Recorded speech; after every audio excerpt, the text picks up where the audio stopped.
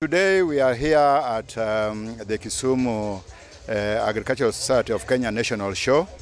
Kenya Sugar Research and Training Institute, which we call in short KESRETI, is exhibiting its technologies, innovations and management practices to our stakeholders so that we showcase the achievements that the institute has made, the milestone it has made since its inception.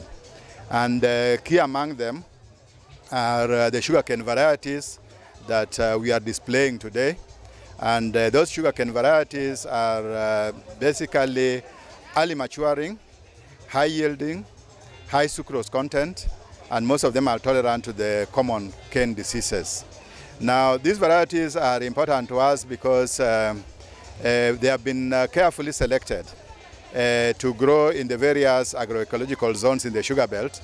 And some of those zones, may be having various challenges.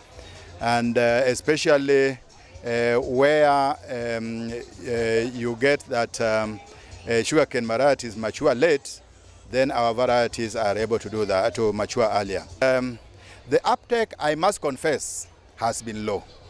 And it is not something that was within our means. Because you remember I've told you we have just newly been created as Kenya Sugar Research and Training Institute. That is 1.5 years ago. Before that, we were under an organization called Kenya Agricultural and Livestock Research Organization, KALRO. The problem when we were in KALRO, we did not have sufficient resources to multiply and distribute and popularize the varieties.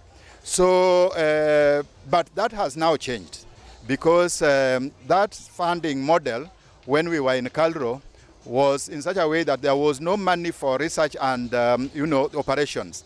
But now we are being funded by the Sugar Development Levy, which has given us some resources, and the training that I have mentioned, together with now a big project that we have now rolled out called multiplication, distribution and popularization of sugarcane varieties.